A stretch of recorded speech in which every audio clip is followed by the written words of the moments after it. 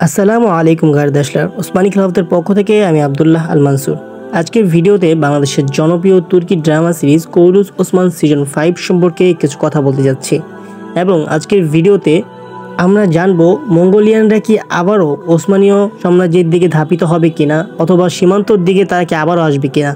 কারণ ইতিপূর্বে আমরা দেখেছি সিজন 1 থেকে সিজন 4 পর্যন্ত মঙ্গলরা ওসমানীয় সাম্রাজ্যের পতন করার জন্য এবং ওসমানকে খুবই বিরক্ত করেছে। তাছাড়া যারা নাকি দিলিস আর্তুগুল দেখেছেন তারা এটাও জানেন যে মঙ্গলরা খুব নাজেহাল করে দিয়েছে তুর্কিদেরকে। যাই হোক, আজকের ভিডিওতে মঙ্গলদের সম্পর্কে সাধারণ কিছু ধারণা দিব, তার সাথে মঙ্গলরা কি ইতিহাস অনুযায়ী আরো কতদিন পর্যন্ত ছিল এবং সিজন 5এও কি তারা আসবে কিনা সেই সম্পর্কে আলোচনা করব। বিস্তারিত আলোচনা নিয়ে ফিরছি ছোট্ট একটি ইন্ট্রোর পর।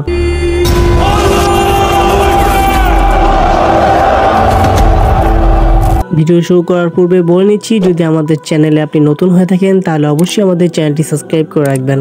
ইতিহাসে মঙ্গোলিয়ান এই জাতিগুলো বিভিন্ন জনগোষ্ঠীতে বিভক্ত ছিল, তবে গাজান খানের নেতৃত্বে এই সকল জনগোষ্ঠীগুলো একত্রিত হয়ে একটি বিশাল সৈন্য দলে পরিণত হয়। তবে গাজান খানের মৃত্যুর পর কে তার উত্তরাধিকারী হবে এটা নিয়ে কোনো রীতি অথবা কোনো নিয়ম ছিল না, যার ফলে চেঙ্গিস খানের উত্তরাধিকারী সকলেই সিংহাসন দাবি করতে পারবে। প্রথম দিকে তারা তাদের আধিপত্য এবং ক্ষমতা বাড়ানোর জন্য সকলেই মনোবেশন হয়েছিল অন্যান্য সাম্রাজ্যের দিকে। ইতিহাসবিদদের মতে এবং সোশ্যাল মিডিয়ার বিভিন্ন সূত্র অনুযায়ী মঙ্গোলিয়ানরা প্রায় 15 লক্ষ বর্গমাইল জমি দখল করেছিল। তবে শেষের দিকে অর্থাৎ 1259 সালে মঙ্গু খানের মৃত্যুর পর চেঙ্গিস খানের উত্তরাধিকারী 4 জন দাবি করে বসে, যার ফলে তাদের পূর্বপুরুষের বিজিত 15 লক্ষ বর্গমাইলের এই জমিগুলো 4 ভাগে ভাগ হয়ে যায়, যা ইউয়ান সাম্রাজ্য, চাইতাক সাম্রাজ্য, সোলান সাম্রাজ্য এবং ইলখানের এলাকা বা সাম্রাজ্য নামে পরিচিত হয়ে ওঠে। তবে তাদের মধ্যে ইলখানদের এলাকা বা সাম্রাজ্য বেশি জনপ্রিয় এবং ক্ষমতাশীল ছিল। তবে এই 15 লক্ষ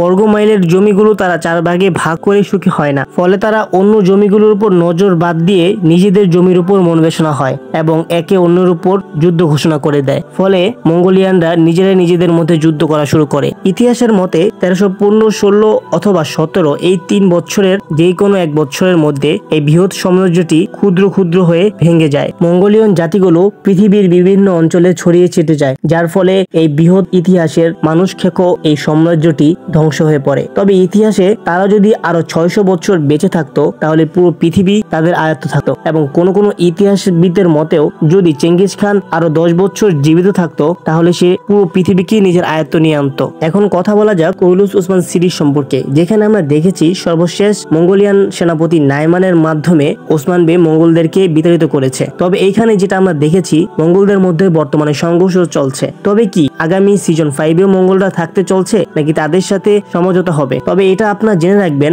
মঙ্গলরা ততদিন পর্যন্ত থাকবে যতদিন পর্যন্ত কোনিয়াতে সুলতান মাসুদ রয়েছে। কারণ ইতিহাসের মধ্যে সুলতান মাসুদকে গাজান খান কর্তৃক অর্থাৎ ইলখানদের এলাকা বা সাম্রাজ্য যেটাকে বলা হয় তাদের কর্তৃকই সুলতান মাসুদকে এবং তার সন্তানকে হত্যা করা হয় এবং তাদের হত্যার মাধ্যমেই সেলজুক সাম্রাজ্য ধ্বংস হয়ে পড়ে। সেলজুক সাম্রাজ্য ধ্বংস হওয়ার 4 থেকে 5 বছর কোনো ইতিহাসবিদের মতে 8 থেকে 9 বছরের মাথায় মঙ্গলদের এই 4 সাম্রাজ্য ধ্বংস হয়ে যায় এবং মঙ্গলদের নাম ইতিহাসের খাতায় শুধু একটি ইতিহাস হয়ে রয়ে যায়। সিরিজ নিয়ে যদি কথা বলা হয় তাহলে সিজন 5 এর শুরু দিকে মঙ্গলদের আনাগোনা থাকবে এবং সুলতান মাসুদকে হত্যা করা হবে, সেখানে কিছু ছোটখাটো গন্ডগোল হবে। তবে ওসমান বে সেই সমস্ত সংঘর্ষে নিজেকে ডাইরেক্ট না জড়িয়ে সে আড়ালে সাপোর্ট করার চেষ্টা করবে। তবে শেষ অবধি পর্যন্ত সে সুলতান মাসুদকে বাঁচাতে পারবে না। তারপরেই সেলজুক সাম্রাজ্য থেকে এবং সীমান্ত থেকে মঙ্গলরা দূরে সরে যাবে। তার সাথে সাথে ওসমানীয় সাম্রাজ্যের সিজন 5 এর প্রধান শত্রু হবে বাইজেন্টাইনরা, কারণ পরবর্তী সময়ে ওসমান বে যত জমি এবং যত জায়গা দখল করবে সবগুলোই হবে পশ্চিম বাইজেন্টাইনদের। যাই হোক, এই ছিল আজকের ভিডিও। যদি আজকের ভিডিওটি আপনাদের কাছে ভালো লেগে থাকে